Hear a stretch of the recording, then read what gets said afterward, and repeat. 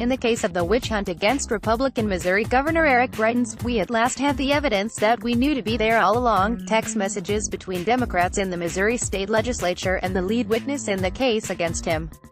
Yes, you read that correctly. In a public motion, we learned that the lead witness in the case against him, the so-called victim, was conspiring with top Democrats in the Missouri state legislature to bring down the governor.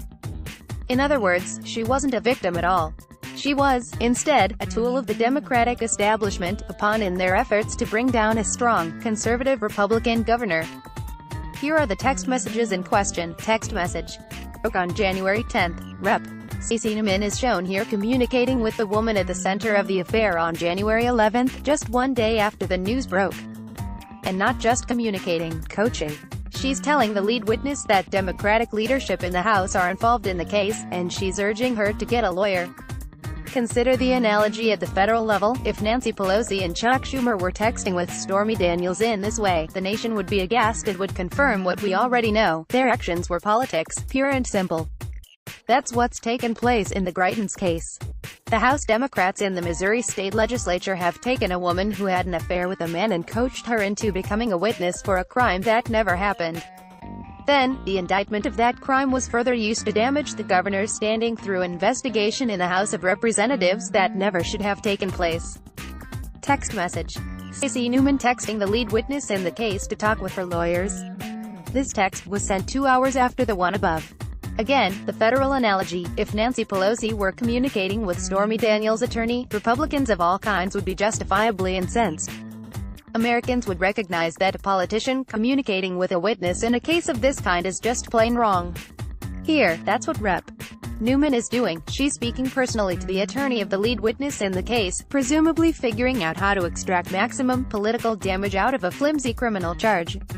This text message is evidence, cold, hard evidence, that the Missouri state Democrats have used the governor's affair in order to bring investigations, unnecessary media attention, and a legal case.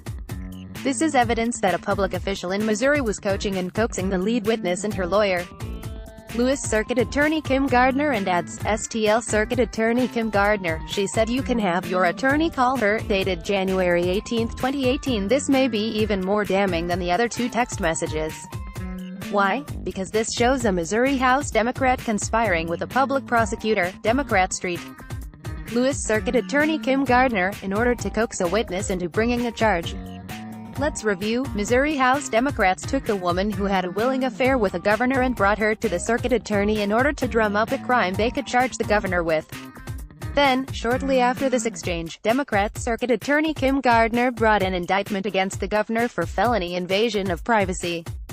It was a flimsy charge with no evidence, no police report, and no victim, at least, no one who had gone to the police and said that she had been wronged. Until politicians started snooping around this case, the lead witness hadn't even thought to bring a case. Again, the federal analogy is helpful. If Bob Mueller and Nancy Pelosi were in cahoots, the entire country would be up in arms. No prosecutor should be discussing with a governor's or a president's political opponents the substance and nature of a criminal charge. That's the stuff of banana republics and tin pot dictatorship, not the United States of America. Apparently, though, that's how the legal system works in Missouri. In Missouri, at least according to these text messages, senior-level Democrats are able to coach and persuade witnesses to bring false charges. It doesn't help that Democrat Circuit Attorney Kim Gardner used to serve in the Missouri State House of Representatives. One imagines that it didn't take long for her old colleagues to coach her on what charge to bring, and who to contact to bring it. Stacey Newman and the lead witness have a long history. Lead witness contributed to Newman's campaign in 2008, almost 10 years ago. Rep. Newman invited the lead witness to the floor of the House of Representatives for a Planned Parenthood rally, praising her for being a new activist. She went so far as to introduce and praise her on the House floor and even posted about that interaction in public on Facebook. Then, this same Rep. Stacey Newman, just weeks ago, left the following comment on a Facebook post related to the governor. Here's what Rep. Newman and Missouri Democrats have done. They have used a woman the governor had an affair with as a probe.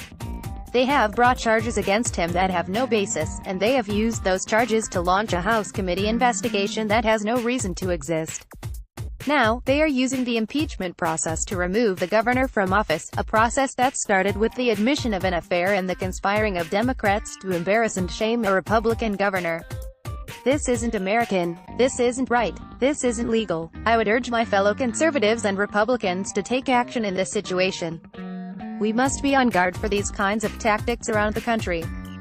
The Democrats' response to losing election after election is to initiate soft coups, using the media and the legal system to do what they could not do at the ballot box. To Governor Greitens, I urge you to hold fast. We cannot give in to Democrat scare tactics of this kind. Draining the swamp still leaves the flies. You must beat them back. Stephen B. Hantler is a retired auto industry executive and writer at Breitbart.